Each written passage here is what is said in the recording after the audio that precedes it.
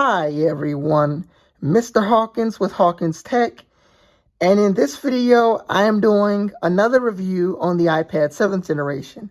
I did one about probably a week ago.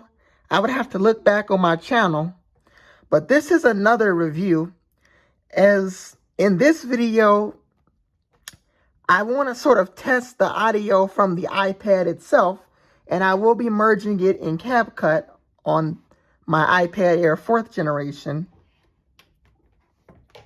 But I'm going to be reviewing this particular iPad. Now, starting with the overall design on this particular device, this is one of those iPads that still has the home button. Let me lower the brightness even more. This is how it picks up on camera. Now, this is the home button. Comment below if you're able to see this. There we go.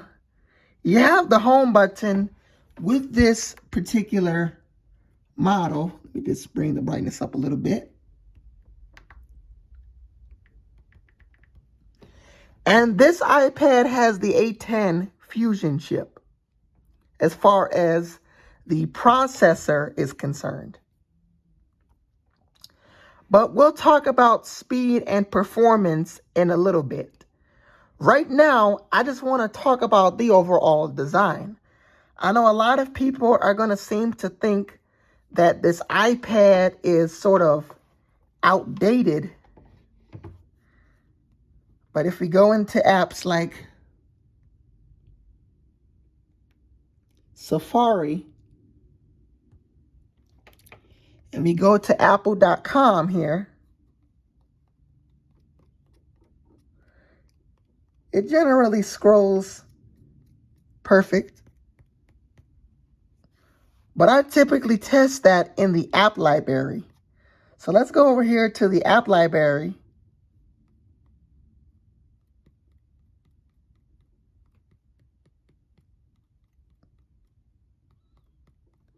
Comment down below if you see any lag, because I don't see any. It does perform good, but I wouldn't expect it to always perform good due to the fact that it has an older chip. I would expect this type of device to definitely show its age in very demanding tasks. Simple things like scrolling through the app library shouldn't really be a problem for this device, but more demanding tasks like trying to edit a full video, since you are able to get CapCut on this device, is where this thing probably would struggle due to its older hardware that it has. Now, this is still an excellent device. As far as the speakers, let me go ahead and test that. But let me lower down the brightness, or the volume rather, as in case if there's any commercials or advertisements. Let me go over to my channel.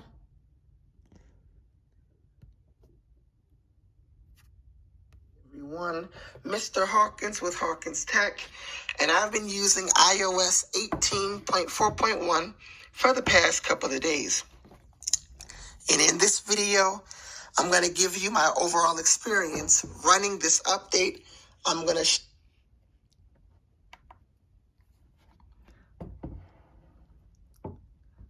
So with this particular device, the speakers do sound pretty good on here.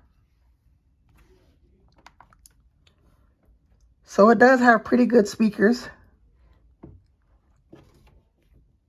and they do sound pretty good. Now, I am going to open up some apps, but I'm not going to open up all of them because this is my brother's iPad.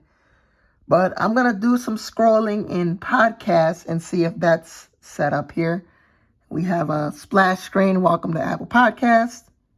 typical splash screen you typically get.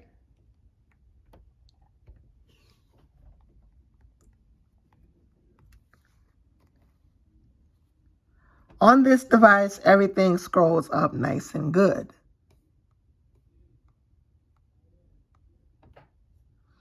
Let's see if split screen works. Let's open up Safari in one window. Then the other, we're going to open up YouTube. So split screen works. It works on this iPad, but it will have limitations due to the older hardware. But this was the first iPad to run Apple's iPad OS software when they switched from iOS on older iPad models, and iPad OS became basically its own software. However, it's still pretty much based off of iOS. Like if we go into YouTube, for instance, the website version,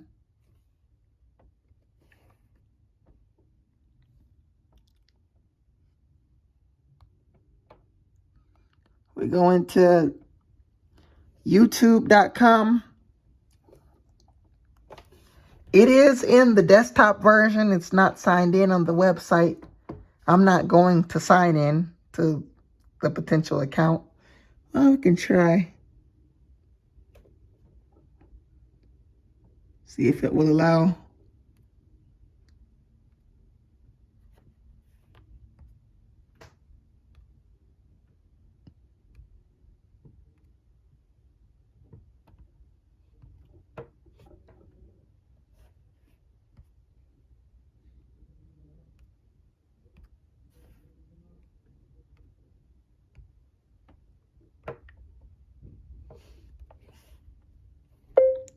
youtube.com.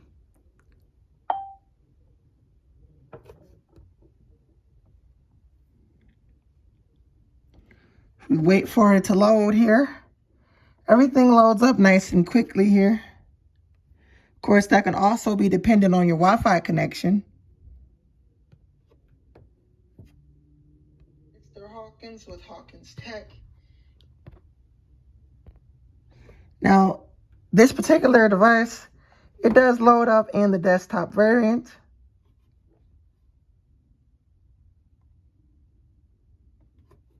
There we go. And it does go full screen using Apple's or the website's video player. That's how it does it in Safari. Now, generally, this device performs pretty good, as I mentioned earlier. But demanding tasks is where it will struggle because of the older hardware. Now I'm going to test the speakers and the camera. Here I am recording from the rear 8-megapixel camera on this iPad. And it doesn't really look 100% that great. You can see my iPhone is completely washed out here. It's because I have the brightness turned all the way up. Now you guys can see it better here. But it's not as great as iPads with better camera systems like the Air. And for the front-facing camera, it features a 1.2 megapixel, which is great for Zoom calls and video calls. But again, the iPad newer models have better cameras, and that also includes the Air has better cameras. But if you don't really take a ton of photos, then the camera should be good for you. And also storage is a thing to consider also, but we'll talk about that in a later part of the video. So tell me in the comments, what do you think of the speakers and the camera system on this particular device? As the iPad 7th generation, if you don't take a ton of photos, then the cameras are typically okay. However, if you primarily take photos and you really care about how it looks, I would say go for one that has a better camera, like maybe the iPad Air or maybe a Pro, refurbished iPad Pro, maybe from 2020 or 2021. And also go for one that has a decent storage option.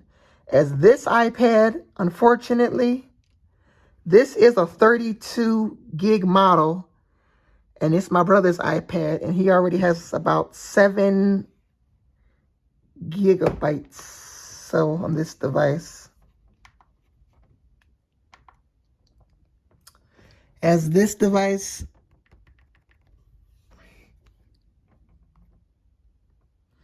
I would say the 32 gig model is not a good one to go for, personally. Now, as a side device, by all means, you probably can use it. It'll probably get security updates on iPadOS 18, as it probably won't be getting iPadOS 19, but we'll talk about that in a little bit. But the cameras, or the storage rather, you do have two options, 32 and 128. I would probably most recommend you go for the 128 gig model, so that way you can have a lot of storage to use on this device. Probably going through 32 gigabytes and having probably less than 10 gigabytes will compromise things such as the ability to update. Now, small updates you probably can get by, but large updates like iOS 18.5, when it comes out next month, will probably have a hard time installing on this device due to the fact that the storage is so low. So I would look at higher storage options if you were to go for a device like this. But then again, I would recommend getting something newer, as the hardware of this device is aging quite a lot. Now, if you should buy this iPad in 2025, well, that depends. If you don't care about having the new tech, you just want something to use and that works, then this should be just fine in 2025. It will support right now the latest version of iPadOS 18, and will continue to get security updates for maybe 2 to 3 years on iOS and iPadOS 18.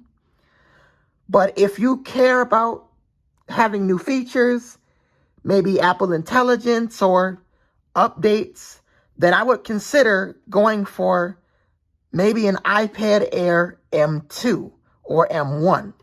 I would not recommend this device simply because of the older limitation that it has. Although most people who are just buying this as a side device don't really care about all of those things, and by all means, you can go for it at that point.